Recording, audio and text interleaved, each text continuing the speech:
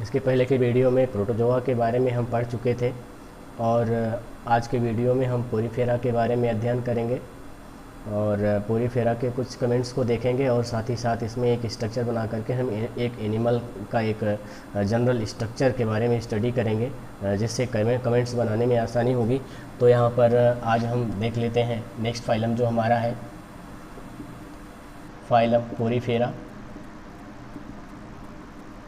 ये जो Porifera phylum है ये एक ग्रीक वर्ड से बना है और दो ग्रीक वर्ड है इसके। पहला है पोरास, जिसका मतलब होता है पोर, और पोर का मतलब होता है छिद्र, और दूसरा जो है फेरी है। फेरी इसका मतलब होता है टू बियर, बियर माने होता है धारण करना। इसका मतलब इसके अंतर्गत ऐसे एनिमल्स रखे गए हैं जो पोर बियरिंग एनिमल्स हैं। कहने का मतलब छिद्र धारक, छिद्र को धारण करने वाले अर्थात छिद्र धारक जंतु इसके अंतर्गत रखे गए हैं। और सबसे पहले एक छिद्र धारक एक जंतु का यहाँ पर आप संरचना देख लीजिए और एग्जाम्पल में आपको हम साइकान का एक स्ट्रक्चर बना के दिखाना चाहते हैं। साइकान का जो ये स्ट्रक्चर है आप इसको ध्यान से देखेंगे।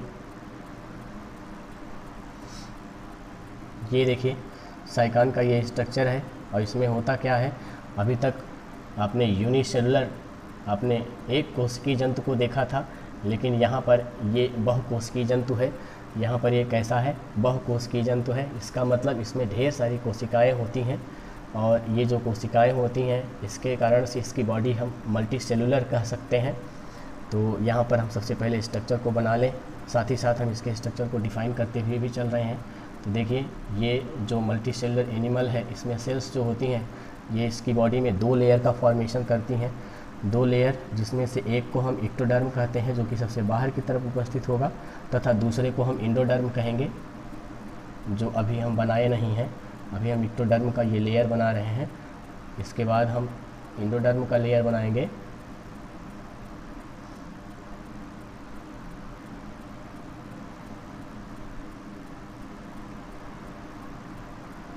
चलिए इसके बाद हम दूसरा लेयर यहाँ पर बना दे रहे हैं। ये मान लीजिए इंडोडर्म का लेयर है और इस तरह से इसकी बॉडी में आप देख रहे हैं दो लेयर का फॉर्मेशन हो गया है।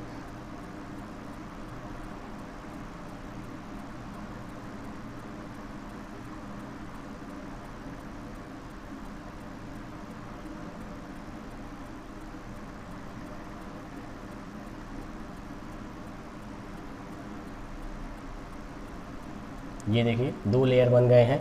सबसे बाहर की तरफ के लेयर को हम एक्टोडर्म कहते हैं। ये पिनेकोसाइट कोशिकाओं से मिलकर के बना होता है। पिनेकोसाइट, ये पिनेकोसाइट कोशिकाओं से मिलकर के बना होता है। और जो अगला है इंडोडर्म, इंडोडर्म ये कोएनोसाइट्स, कोएनोसाइट कोशिका से बना होता है। इसमें कोएनोसाइट की कोशिकाएं उपस्थित होती हैं। इसको गैस्ट्रोडर्म लेयर भी कह सकते हैं। और साथ ही साथ अब इसके बाद अगर हम देखना चाहेंगे तो बीच में इसके इस एनिमल के बीच में एक रिक्त स्थान उपस्थित होता है जिसको स्पंज गुहा के नाम से जानते हैं या स्पॉन्जोसील कैविटी। स्पॉन्जोसील कैविटी या इसको हम हिंदी में स्पंज गुहा के नाम से भी जानते हैं। ये एक रिक्त स्थान है और बीच बीच में बहुत सारे सूक्ष्म छिद्र इसके शरीर में पाए जाते हैं जिनको हम आस्टिया कहते हैं, आस्टिया के नाम से जानते हैं। ऊपर की तरफ कुछ संरचनाएं ऐसे कांटेदार संरचनाएं पाई जाती हैं जो कि एक झालर जैसी संरचना का निर्माण करती हैं। इसको हम झालर आस्कुलर फ्रिंज के नाम से जानते हैं। फ्रिंज माने झालर। तो अब इसके बाद यहाँ पर आप देखिए इसके मुख वाले भाग को, ये बाहर की तरफ ऊपर की तरफ खुला होता है, इसको आस्कुलम कहते हैं। आस्कुलम, इसको हिंदी में भी आस्कुलम ही लिखेंगे। और इसके शरीर पर बहुत सारी कांटे जैसी संरचनाएं उपस्थित होती हैं। ये कंटिका धारक होते हैं, इनको कंटिकाएं कहते हैं। कंटिकाएं, बहुत सारी कंटिकाएं इसके शरीर पर सबसे बाहर की तरफ उपस्थित होती हैं जो कि स्पिक्यूल के नाम से जानी जाती हैं। स्पिक्यूल या इसको हिंदी में कंटिकाएं कहते हैं।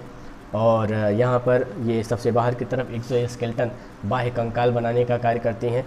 जो एनिमल होता है वो किसी न किसी बेस से, लकड़ी के लट्ठे से या किसी स्टोन से, पत्थर से या किसी और भी दूसरे प्रकार के बेस से लगा हुआ होता है, स्थिर होता है। ये समुद्री जंतु होते हैं, जलीय तो होते ही हैं लेकिन समुद्री होते हैं अधिकांशतः।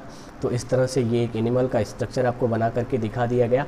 चलिए अब इसकी कुछ कमेंट्स के बारे में देख लेते हैं। वैसे ये इंटरनल स्ट्रक्चर था। यहाँ पर जो स्पंजोसील कैविटी दिखाई गई है बिना डिसेक्ट किए नहीं दिखाई जा सकती, तो लॉन्गिट्यूडनल सेक्शन में समझ लीजिए इसको काट करके इसका फिगर बना करके दिखाया गया है। आप भ्रमित नहीं होंगे, बाहर से ऐसा नहीं दिखता है। बाहर से इसके पूरे शरीर पर सूक्ष्म छिद्र दिखाई देंगे, कटे हुए पार्ट स्पंजोसील कैविटी इसमें दिखाई नहीं देगी जब तक इसको हम कट नहीं करेंगे। तो यहाँ पर अब इसके लक्षण को हम देख लेते हैं। इसके लक्षण को यहाँ पर हम अध्ययन करेंगे। पहला, ये बहुकोशिकीय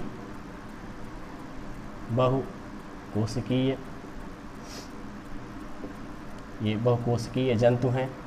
पहला कैरेक्टर आपका हो गया, ये बहुकोशिकीय जंतु हैं। दूसरा, छोटा छोटा पॉइंट बना रहे हैं। हाँ, जलीय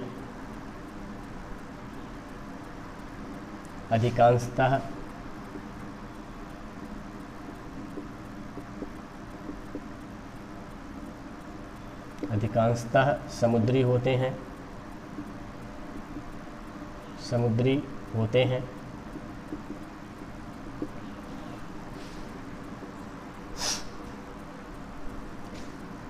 शरीर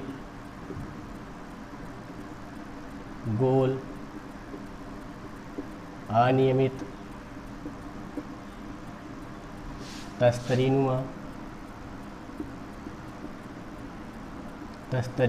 या प्यालेनुमा होता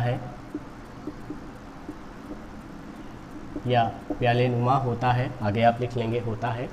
तो इसका शरीर गोल होता है,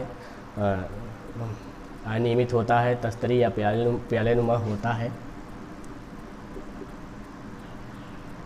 अगला, शरीर की सममिति असममित होती है। कहने का मतलब शरीर असममित होता है। कैसा होता है? शरीर असममित होता है, एसिमेट्रिकल। इसका मतलब इसको किसी भी प्लेन से होकर के काटेंगे तो ये दो बराबर भागों में विभाजित नहीं होगा। शरीर असममित होता है। एवं यहीं पर हम अगला भी बढ़ा के लिख दे रहे हैं, शरीर की लंबाई कितना होती है? 1 से लेकर के 100 सेंटीमीटर तक की होती है। मतलब इनके एनिमल्स में किसी का शरीर 1 सेंटीमीटर, किसी का और किसी का, मतलब मैक्सिमम जो होता है इसमें 100 सेंटीमीटर तक की के शरीर वाले, लंबाई वाले इसमें एनिमल्स पाए जाते हैं। और नेक्स्ट पॉइंट देख लेते हैं। शरीर पर असंख्य सूक्ष्म छिद्र उपस्थित होते हैं। शरीर पर असंख्य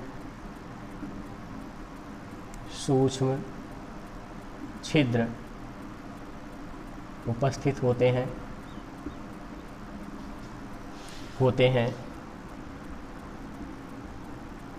और इनको हम कहते क्या हैं?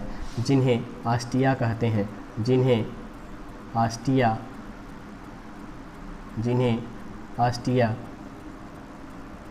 कहते हैं। ठीक है, उसके बाद हम नेक्स्ट पॉइंट की तरफ ध्यान देते हैं। इसमें और भी चीज़ें दिखाई गई हैं। आपको बताया गया है कि शरीर में मध्य में एक रिक्त स्थान उपस्थित होता है, जिसको आपको पहले भी बताया जा चुका है, स्पंजोसील कैविटी कहते हैं। तो लिख सकते हैं कि शरीर में उपस्थित रिक्त स्थान को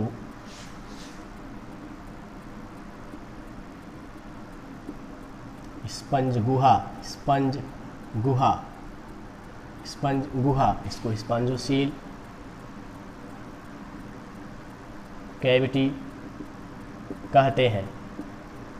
तो इस तरह से आप देख रहे हैं कि स्पंज गुहा भी इसके शरीर में उपस्थित है। और यहाँ पर अगला पॉइंट हम चाहें तो कर सकते हैं कि सबसे ऊपर की तरफ जहाँ से पानी आउटसाइड ऑफ बॉडी होता है, मतलब शरीर से बाहर जाता है, उसको क्या कहते हैं? ऑस्कुलम कहते हैं। शरीर के ऊपरी भाग को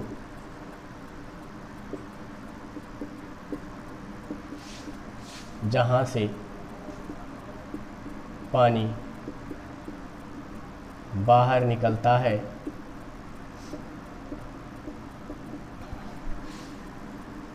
उसे आस्कुलम कहते हैं। उसे आस्कुलम कहते हैं। अगला पॉइंट बना सकते हैं आप कि जल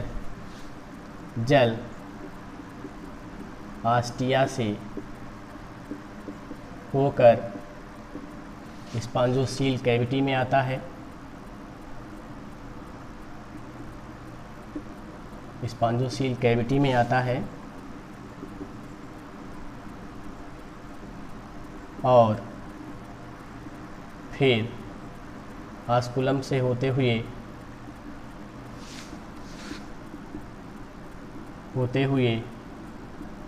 बाहर निकल जाता है। आपको हम पहले ही दिखाए थे, बता भी चुके हैं, बाहर निकल जाता है। तो इस तरह से जल इंटर किया अंदर और साथ साथ अपने साथ भोज पदार्थों को भी लाया।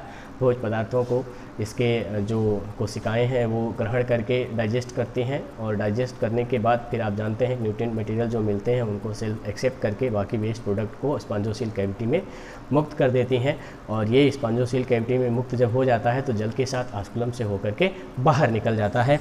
इस तरह से वाटर कंटेंट आस्टिया से होते हुए स्पॉन्जोसील कैविटी में आए और स्पॉन्जोसील कैविटी से होकर के एक्सक्रीटरी वेस्ट प्रोडक्ट को लेकर के शरीर से बाहर निकल जाते हैं और बदले में फूड मटेरियल्स को दे जाते हैं।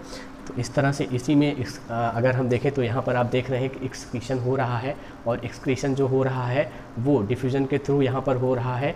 सेल्स जो है डिफ्यूजन के थ्रू एक्सक्रीटरी वेस्ट प्रोडक्ट को higher concentration to lower concentration spongocoel cavity में दे रहे हैं। तो हम कह सकते हैं कि उत्सर्जन विसरण क्रिया द्वारा और श्वसन की प्रक्रिया भी यहीं पर होगी। पानी में मान लीजिए ऑक्सीजन की मात्रा ज़्यादा है तो वो सेल में चला जाएगा और अगर ऑक्सीजन साथ ही साथ कार्बन डाइऑक्साइड सेल से होकर के बाहर स्पॉन्जोसील कैविटी के वाटर में आ जाएगा। तो यहाँ भी श्वसन की प्रक्रिया भी विसरण के माध्यम से हो रही है। तो हम कह सकते हैं विसरण की क्रिया द्वारा इसमें एक्सक्रीशन और जो श्वसन होता है वो हो रहा है। और साथ ही साथ नेक्स्ट पॉइंट पर अगर हम ध्यान दें तो इसमें पाचन की प्रक्रिया के बारे में हम देख सकते हैं। जो पाचन होता है वो कैसा होता है, अंतःकोशिकीय होता है। पाचन कैसा होता है, अंतःकोशिकीय होता है। तो पाचन अंतःकोशिकीय होता है। अच्छा, नेक्स्ट पॉइंट हम देख लेते हैं। इसमें एक चीज़ और, शरीर पर कंटिकाओं का आवरण उपस्थित होता है। आवरण उपस्थित होता है जो हम कह सकते हैं कि ये शरीर पर क्या बनाता है, बाह्य कंकाल का निर्माण करता है। जो बाह्य कंकाल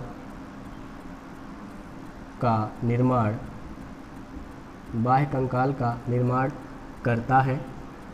तो ये हो गया और बहुत सारे कमेंट्स हो गए मेरे ख्याल से, यहाँ पर काफ़ी हो गए हैं, 10 पॉइंट हो गए हैं। एक चीज़ आपको नहीं बताए हैं उसको भी बता देते हैं। मल्टीसेलुलर तो बहुकोशिकीय पहले ही बता चुके हैं। यहाँ पर अगला पॉइंट हो जाएगा, त्वचा जो होती है, त्वचा द्विस्तरीय होती है। त्वचा द्विस्तरीय होती है।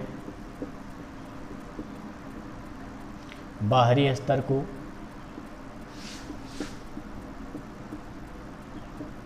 एक्टोडर्म तथा भीतरी स्तर को एंडोडर्म कहते हैं। और साथ ही साथ आप चाहें तो इसमें एक कमेंट और बना सकते हैं कि एक्टोडर्म में पिनेकोसाइट कोशिकाएं उपस्थित होती हैं तथा एंडोडर्म में कोइनोसाइट की कोशिकाएं उपस्थित होती हैं, जैसा कि फिगर में बना करके आपको दिखाया गया था। फिलहाल ज़्यादा कमेंट्स लिखने की ज़रूरत नहीं है, याद रखिएगा। आपको अगर याद ना हो तो आप इसको कमेंट में बना करके लिख लीजिए ताकि आपको याद हो जाए। और यहाँ पर अब सबसे लास्ट में हम जनन देख लेते हैं। जनन लैंगिक तथा अलैंगिक,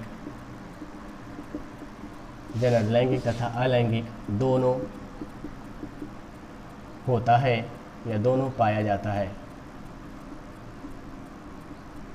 तो इस तरह से ये इसके बहुत सारे कमेंट्स हो गए हैं, और यहाँ पर आप इसमें कुछ इसके एग्जाम्पल दे सकते हैं, जैसे साइकान हो गया, ल्यूको